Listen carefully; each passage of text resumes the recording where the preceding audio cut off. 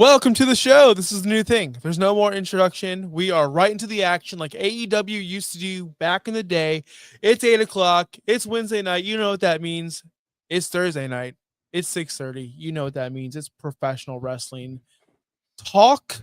Clutch is not here tonight. He is still on vacation. We took an extended break due to hockey games and the holidays. So if you missed us, I apologize. I hope you had a great Thanksgiving if you celebrate. How was your extended vacation from the show? Feel refreshed, recharged? Yeah, feeling good. The little family vacation up to Georgia, so it was nice. Good little break. There we go. I stayed home. I did nothing. For the holidays. Didn't even watch football. But I plan on watching. Yeah, it's just, there's just things to do, people to see, shaking hands, kissing babies, throwing the football around with the kids, pushing them on swings. You got, when you're a dad and you're 40 years old, you got other kids and there's other kids there and other kids. You're expected to play Twister and do all these things, right? You're expected. So that's where I'm at in my life. But we're talking pro wrestling tonight. Yep. And first off, we're talking snore games, as I don't know if that's been trademarked. I'm sure I can't be that clever. Like, that is the most common. Everyone's got to be saying it. Just as Becky Lynch is, everyone's probably calling it that. So as a person who didn't buy the PLE, are you excited that you miss snore games? Yeah, I'm glad I didn't spend my money on it, because that's all I've seen online is everyone was so disappointed by it. Like, it was very underwhelming, that's now 0 for 2 on the ESPN pay-per-views or PLEs now? No, they're 1 for 2. I think their last one was pretty good. What was the last one? It was WrestlePalooza, and then it was... So one... What was the last PLE? What was? Oh my goodness. Hold on. Chris, there was another one on ESPN, I think. Do you think ESPN has buyer's remorse yet? They do. How many WWE pay-per-views have been on ESPN? So it's SummerSlam. Wait. No? No, because I think that one was on Peacock. I swear to you, and maybe I'm wrong. Maybe I'm so wrong. How about this? Last 4 WWE PLEs. Because SummerSlam was what, August 3rd? Right? Yeah. And WrestlePalooza was in September.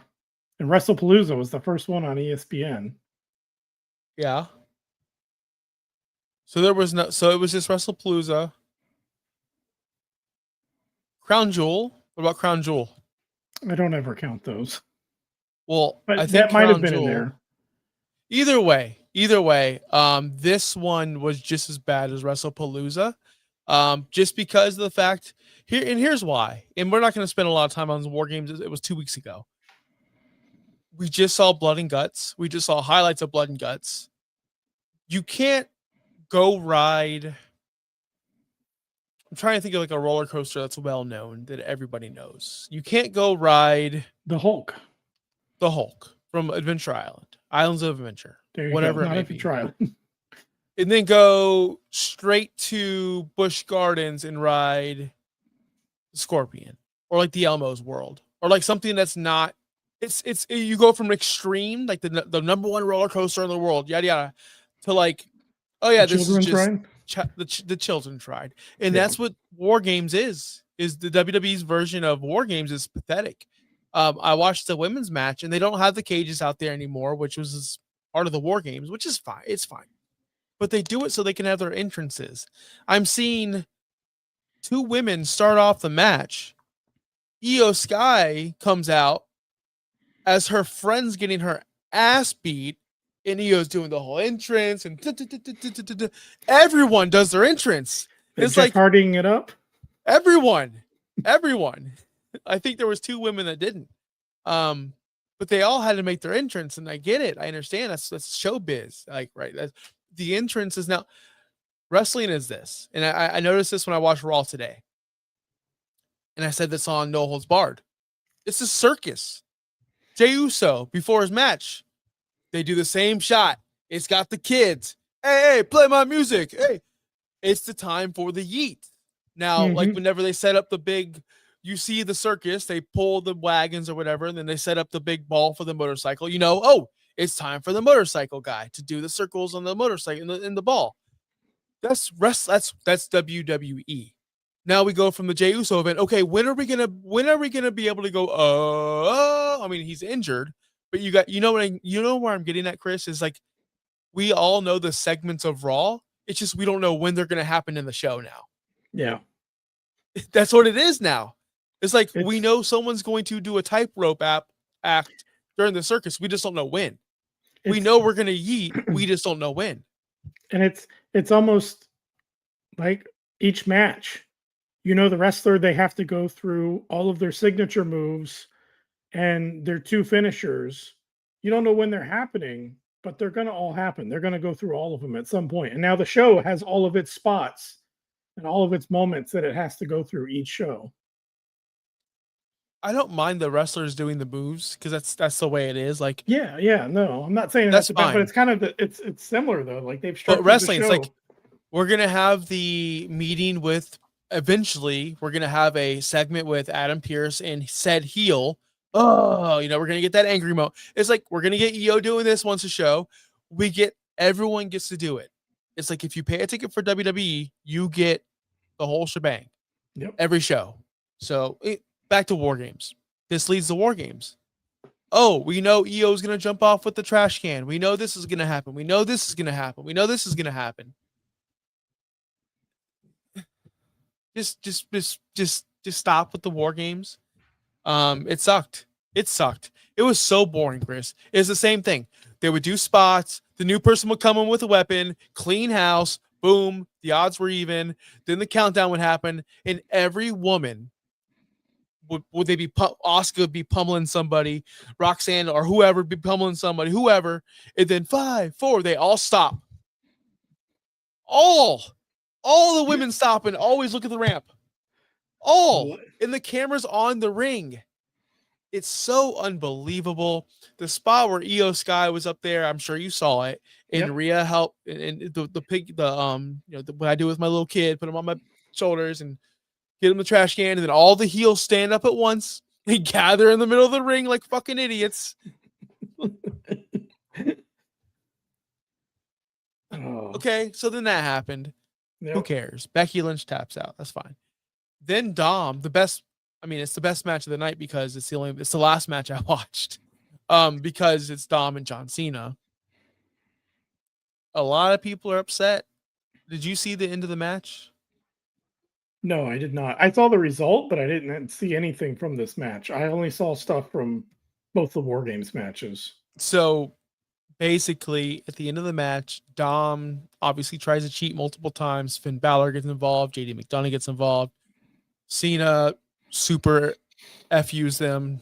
He did them both at the same time. It was a cool spot. I saw it coming. JD McDonough's 170. Finn Balor's 170. Like, come on. John can squat that still. Yeah. So John overcame those odds. And then Raquel gives her finish. Then Roxanne gives him her finish. So both women beat him up. And then Dom pins him. He kicks out. And then Liv comes out. People pop, right? Everyone goes nuts. She goes right up to Dom, and it was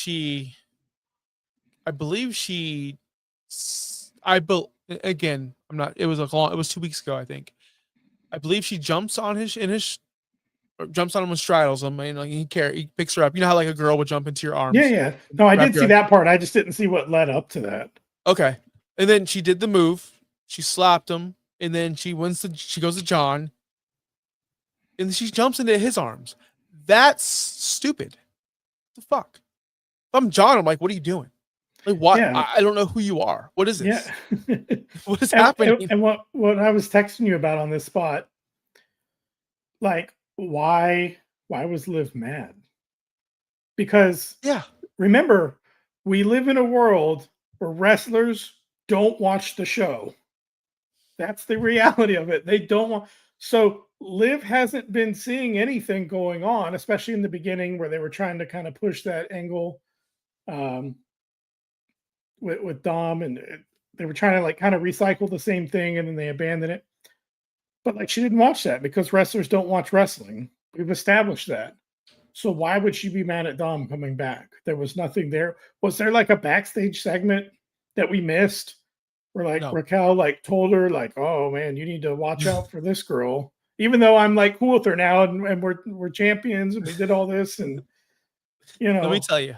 So like that is confusing, her coming back and allegedly, like being mad at Dom or slapping him and then having no relation with John Cena and then jumping into his arms. Like, it didn't make sense. I thought maybe I had missed something. When I saw that online, I'm like, there had to be something else that I missed.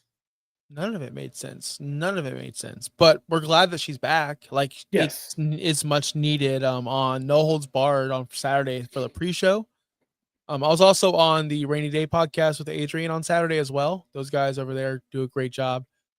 We had a big cornucopia of people to talk about this show with, and I was kind of playing the heel as usual. What was I going with this? I don't know what I was going with this, but everyone picked Dom to win this match, and except for Bobby. Bobby wanted John Cena to win the match, and it is what it is. But I wish Dom would have won clean.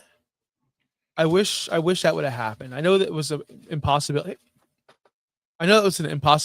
But I just wish he would have won clean. And then on the other hand, Nikki Bella lost. Adrian in that show, there were 6 of us total. I believe all of them but me said Nikki Bella was going to win. And I actually truthfully asked them this question live, and they're totally strangers. Do you guys watch wrestling? And I hope I didn't offend anybody because they were all super cool, but I couldn't believe they were picking Nikki Bella. It was the biggest confidence level 1 billion, honestly. So that happened. And then the men's match, I'm not going to lie to anybody. Don't care. Who's the masked man? Who cares? Did you see what happened? Not the masked man, but did you see the Jey Uso thing? Yes, of course. Why? Right in the middle. It's a joke. It's a joke now. Yeah. It's a joke. Like War Games. Joke. War Games is supposed to be like what we're getting with Blood and Guts, but a little more PG version. But like, you're going to war with someone with this other faction, and you have, all this bad blood with them. But hey, right in the middle, play my music. You know what? That's my music. The most important thing that came out of War Games is Braun Breaker is now in the main event scene with CM Punk, and he gets his title shot, and it's going to be cool. So let's go into Monday Night Raw. First topic I'm going to talk about, or we're going to talk about, is that right there. Braun Breaker, CM Punk. Seems like a big money match. They're using it for the 1-year anniversary of Netflix, the Netflix era. I believe that's the case. Yes. Do you think this is the right? It can't be the right move. What I mean by it can't be the right move is it the right move? Or should have they saved this for a PLE and make a Chris Koffler pay for this? So you just think it's the wrong move, just in the sense of it should be a pay-per-view match? Let me tell you. Let me just roll is back. That your problem some time. with it? Or is no, there other I don't problems? have a problem. I don't have a problem with it. Let me roll back time. Remember when Bryan Danielson and Kenny Omega wrestled on Dynamite or Rampage for the championship, like right after Bryan Danielson debuted? Remember when all these times Adam Page and Adam Cole are going to wrestle for the World Heavyweight Championship on Dynamite in a 60-minute Iron Man match or whatever it may be? In every single WWE mark, you're putting that on free TV. That's so dumb. It should be on a pay-per-view. And there was guys like us going, this is awesome. Yep. This is cool for once. We get to see a championship match on television once in a while. I think this is great. I think it's great.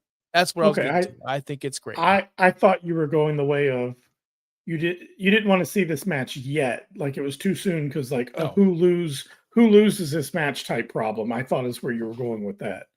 But as far as what you were just addressing, this being on just a regular show, I think it's a great idea for that same reason. Like, make just make a random Monday night every now and then. Although I guess it's not completely random because it's the 1 year anniversary of Raw on Netflix, which, what was it? Paul Heyman made sure to remind us about 5 times in a row.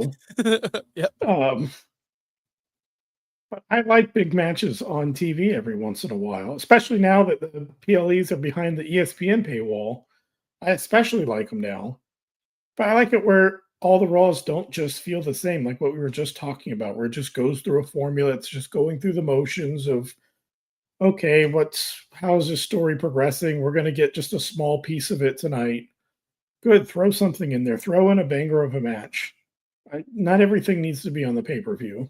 It's pay-per-view worthy, yes, but now this is going to make that Raw feel a little bit more special, and I think they need that, especially in December. Oh, no, that's going to be in January. I was about to say, especially in December, because we know these next few shows, this is when they mail it in, which means they're coming to Tampa, right?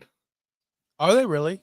I think so, because I see the ads on my Facebook every year in December. Oh yeah, it's usually around my birthday or something. Yeah, where they do the mail it in show where it's just Tampa. Bring some people out, maybe a Legends night. You never know. Last time, let's see. Oh, a holiday. WWE has an upcoming events in the Tampa Bay area, including a holiday tour every single year. December 27th at the Benchmark International Arena, and on December 20th in Dade City. Okay. So there's no Raw Saturday night show. Yeah, we're just getting a house show on Saturday night. Yep. We've been reduced to a house show. That's all we get. We get house shows every year in Tampa. Every year. Well, normally we get like a Raw or a SmackDown. Yeah, so I'm surprised, but I think Raw is going to be in Jacksonville that week. I'm not sure. But yeah, it happens. But hey, house shows. I heard house shows are fun. Never been to paying $114 for the 300 section, top of the 300 section. Is that what it is? Yeah, I'm looking right now just to see what tickets were. Ticketmaster. At least here. Are you on Ticketmaster? No. It's ridiculous, dude. WWE house shows $114. Get out of here, man. This is insane. All right. Anyway, we're not talking ticket prices tonight. We're talking CM Punk and Braun Breaker. Let's get back to it. I think CM Punk will beat Braun Breaker. I do think Seth Rollins comes back sooner than we expect. I did see him he's doing his rounds, doing his podcast. He was on Good Morning Football this morning in studio, making excuses for Josh Allen and why he needs more support, apparently. That's what Seth Rollins said. Okay. Did you guys know the Buffalo Bills have the number 1 pass defense in the NFL? No support at all. Get out of here, dude. The guy's a fraud. So that being said, I think CM Punk is going to continue to win this. What I mean is he's bringing Seth Rollins up. There could be a chance where Seth Rollins does cost him or cost Braun Breaker or some gets involved in this match. That's what I was just going to ask. If you're saying that Braun Breaker loses this match, I feel like with how big they're trying to make him, you can't have him lose clean, right? Like there's got to be something involved. Do you see how this is coming up? What always happens with Triple H booking? Cody versus Roman. They don't like each other. They gotta coexist. This is the last time I'm teaming with you.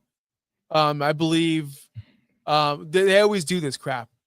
We're gonna see Seth Rollins and CM Punk versus the Vision. It's coming. I want you to be prepared for this, Chris. Is that going to be that's going to be at Fastlane, right? I don't know when it's going to be, but this tag team match is going to happen. If you're watching this right now, I promise you it's going to happen. It's 100%. That feels like a Fastlane match. Yeah. It's going to be the road to WrestleMania where you have it's going to set up, their main event match, but that's going to be a Fastlane tag match right there. What is that going to be late on the card? Probably. I don't know. It depends. If CM Punk's a champion and Seth Rollins has to team up with him, that'd be interesting to see. Mm-hmm. And then that's closing Fastlane right there. We've got to figure it out. We haven't even got through Royal Rumble yet. I cannot wait for that matchup. All right. Next thing on the agenda is we have the John Cena tournament. I hate this thing. I hate this tournament. I hate everything about it. I don't want to see Solo on my Monday nights. I don't want to see Charlotte on my Monday nights either, but that's a different segment. I don't want to see heel versus heel. That's what we got with Solo versus Gunther. It made no sense. But then we had babyface versus babyface on the other side. But you know why, though, right? Tell me. Injuries. Penta got injured in the middle of his match for Solo, and so Solo went over. Oh, I didn't know that was the reason. Yeah, no, he got, like, they stopped the match, like a legit stop. I know they stopped the match. Yeah. So it probably was supposed to be Penta versus Gunther on that side. And then who was it that got hurt? Sheamus got hurt on the other side, and that probably messed up their bracket there. So that means what? The Miz was the only person to go 0 for 2 in the tournament. Yeah, good. Hey, put that in his resume. Yeah. Two-time Grand Slam champion, 2-time John Cena tournament loser. Yep, he's the only one that can make that claim. Lose 2 times. So, not interested in Gunther. I'm interested in Gunther. What I mean is not interested in his place. I think that he's going to end up winning this thing. That's interesting from the beginning, right? Yeah, but interesting on Jey Uso. Did you see him crash out, as the kids say, after the match? No, I did not. So he's upset. He lost. He crashes out at the side of the ringside, destroys the Prime bottle, destroys the little hydration station, destroys the steel steps. Very mad at himself. Mad. Segments go by. We see Jey Uso later on backstage. Jackie Redmond's like, "Hey, Jey, something stupid question about the loss?" Jey doesn't answer. She keeps on walking. And she goes, Hey, Jey, it's me, Jackie. Any words on your any insert stupid question about the loss? No answer. Jey, it's me, Jackie. Yeet, so mad. Roman said the title looks good on him, not me. Maybe I'm not good enough. And then that was it. He's back in this not good enough phase, but he was more pissed. I don't know where this is going. I'm more interested in that, though, than the winner of this Gunther LA Knight match. Is LA Knight being set up again? Another big loss for LA Knight coming? Or do you see LA Knight possibly winning? Possibly. Man, that would be a huge swerve if he were to win this tournament and go on to be John Cena's last match. That would be a huge swerve. But no, I don't think he does. It's got to be Gunther. We've thought Gunther from the start. I think even before the tournament was even announced, we were all saying Gunther. He just, all the rumors were flying about him. It kind of makes sense. I mean, I don't know who else, if you weren't going to bring back a legend or bring back somebody like Edge somehow, or if you weren't chasing after that, then this probably made the most sense. If they want to build him up again. He lost his Intercontinental title. He fell down a little bit. This is a good way to kind of jumpstart him again. Yeah, he lost his World Heavyweight Championship twice. So he's a 2-time World Heavyweight Champion, lost it twice. So yeah, you're right. I think this is a good move for Gunther, but I'm just trying to think of the possibilities or the route. We could all agree LA Knight is very stale. We could all agree. Stale as in, yes, he's a babyface. Yes, we love saying yeah. Yes, we're into him. But he's a natural heel. He's a better heel. Is there a chance that you can think of where he wins this match? John Cena maybe comes out there, raises his hand, whatever it may be. Boom, BFT on Cena. Now he turns heel. We have a decent promo or decent couple of weeks leading into Saturday Night's Main Event. I think that'd be pretty interesting if that happened.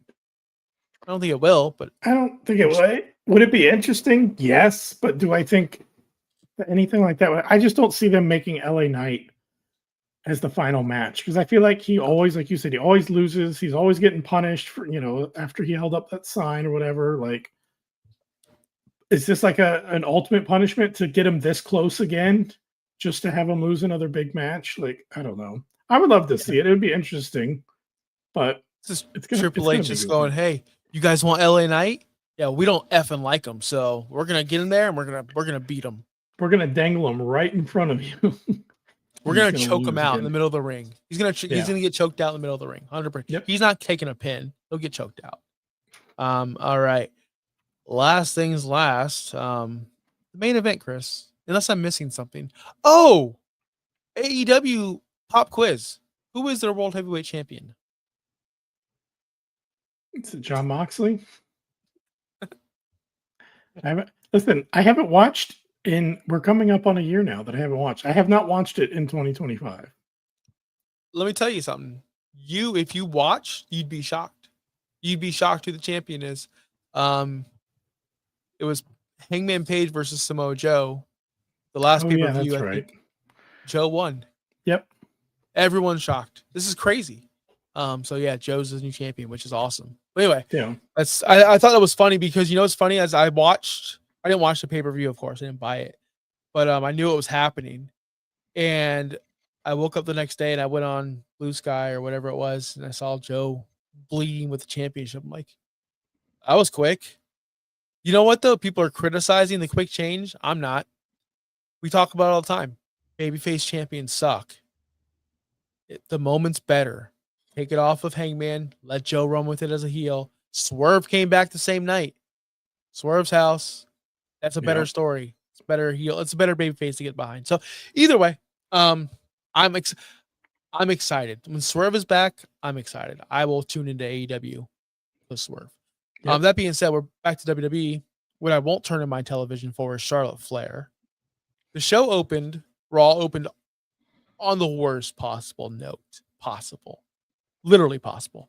Io Sky and Rhea Ripley cringe. Rio or whatever they call it. They think they're the AEW champion. Remember her? Yep. Rio. Such a stupid ass name. Anyway, Charlotte comes out, blah, blah, blah, blah. Alexa comes out, whatever. Who cares? Tag team match at the end of the night. Nobody cares. Chris, you even said, I'm surprised you watched this match. I am. I didn't watch the match.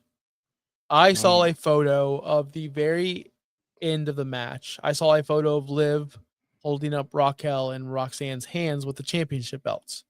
So I said, what the hell did I miss? What did I miss? So I watched none of the match. I fast forwarded to the very end. I don't even know who won that match. And I saw Roxanne Perez and Raquel Rodriguez and Liv Morgan kill everybody. And that was the whole point of the show. Liv's point was, I'm making Judgment Day relevant again. We're going to be dominant. And that's how they ended the show. Roxanne picked up the tag team championship belt. She held it up and she looked at Liv and she was scared. She handed the belt to Liv. Liv looked serious and handed it back to her, then raised her hand. Liv's going for the World Heavyweight Championship. They're going for the tag team champions. Dom's the IC title.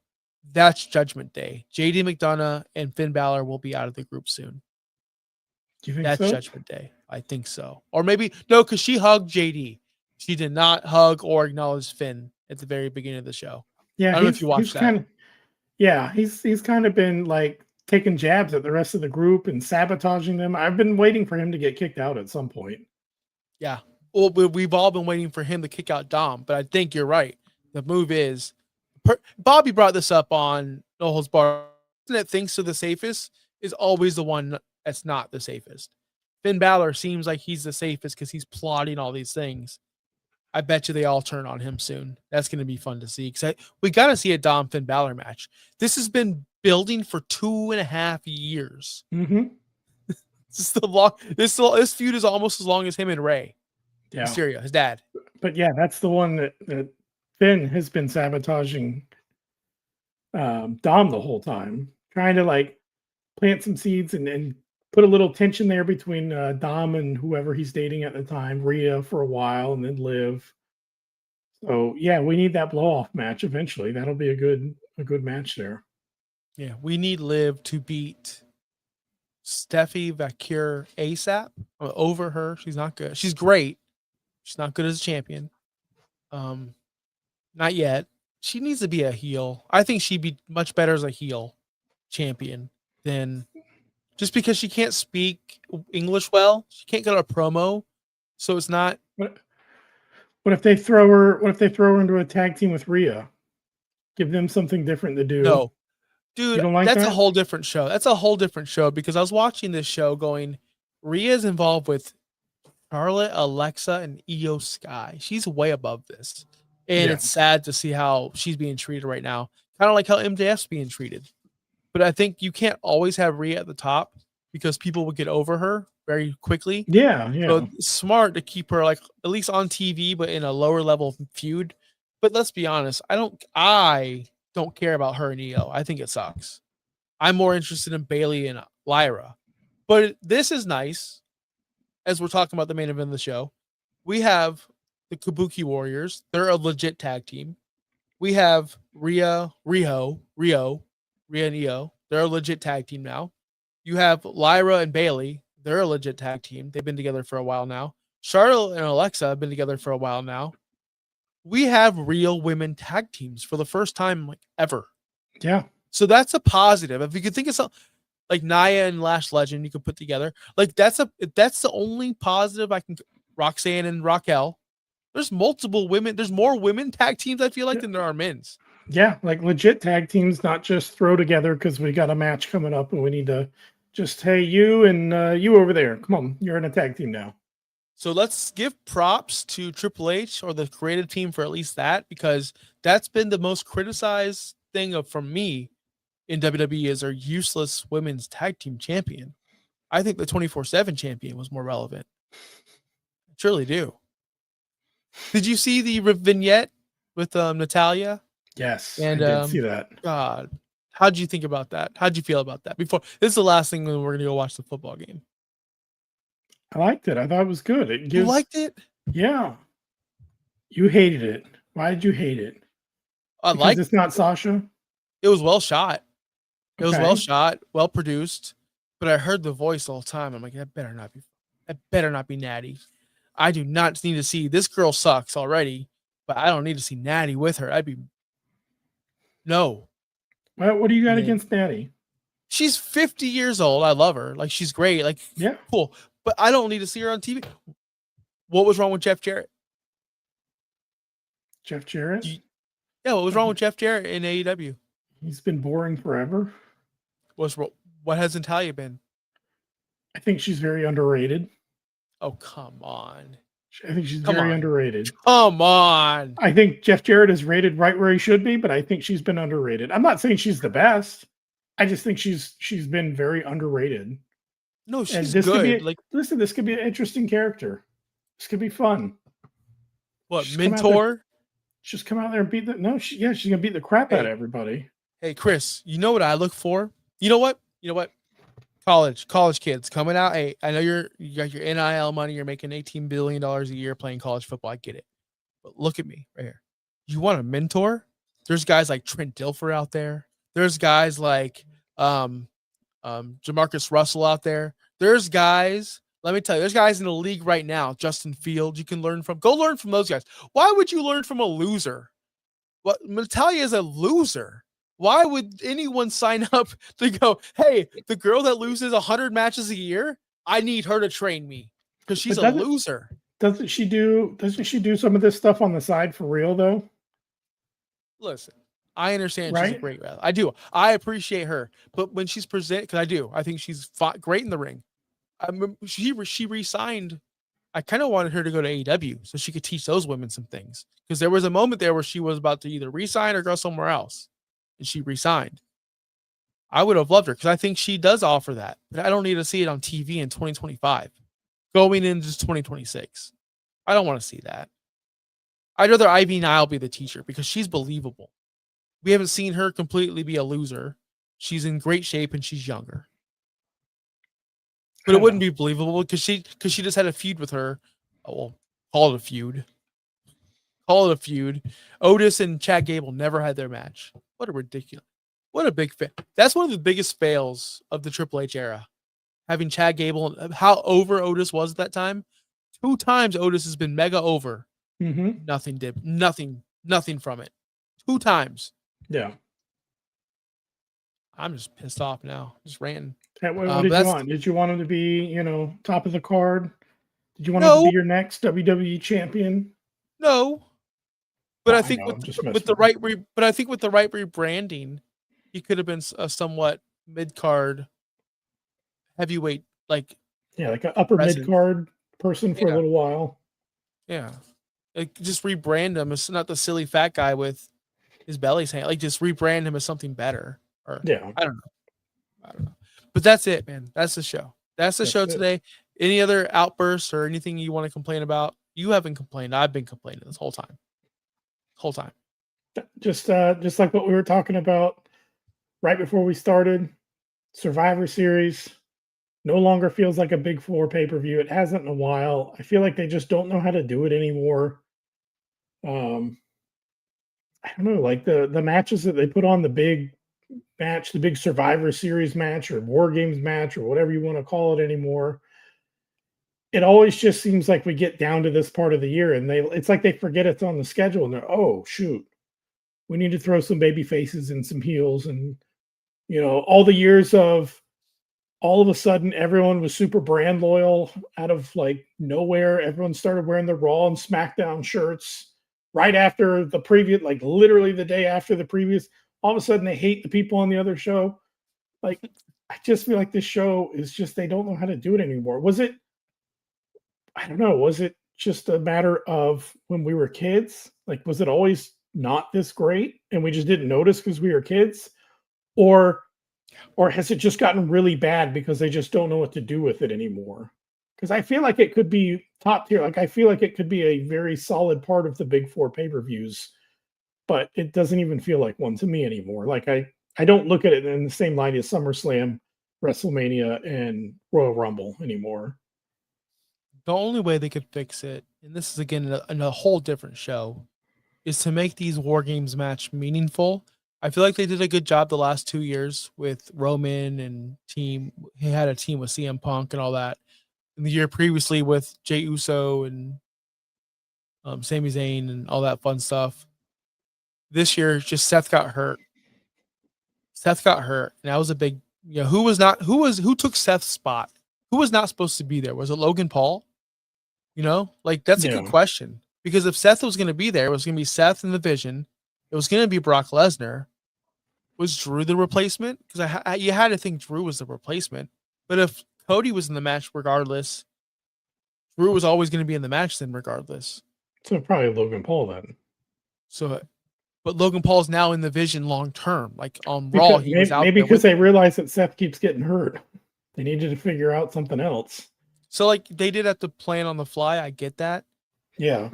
Just make but even if that didn't happen, does it feel like a huge Big Four pay-per-view? I don't know. To me, it would have felt more special. More, but does it feel like a Big Four? Like, does it hold weight with Royal Rumble, with WrestleMania, with SummerSlam? I think it's so far behind those three.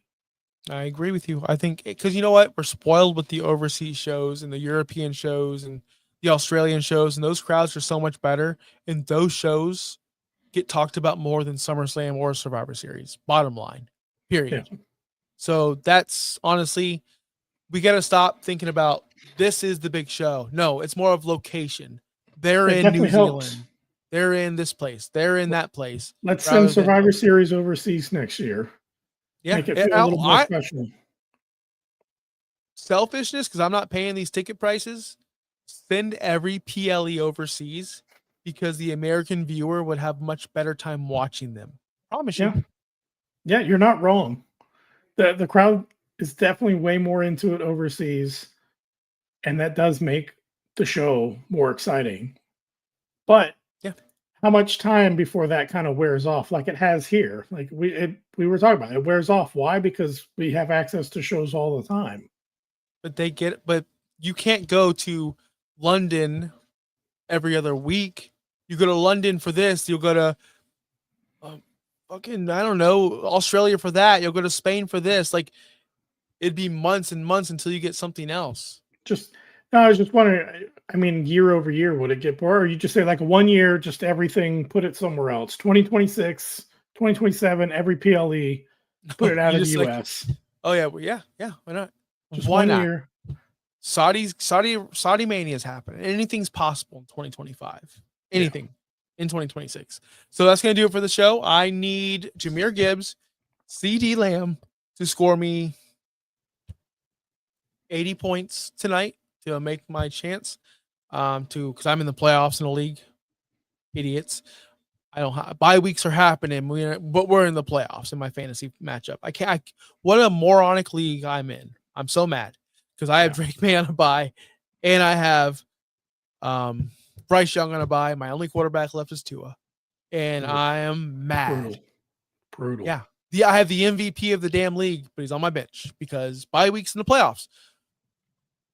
Either way, this is a wrestling show. Shouldn't be a thing. Shouldn't be a thing. But I hope you guys had fun. Hope everyone watched. Make sure you like the button. I'll be back Saturday with Bobby. Chris, I hope you enjoy your wonderful weekend. It's beautiful weather. I know you'll be out Ybor drinking, having a great time. Always in Ybor, according to you. All right, guys. That's it. Wait, hold on. I See ya. got a new thing. Peace out.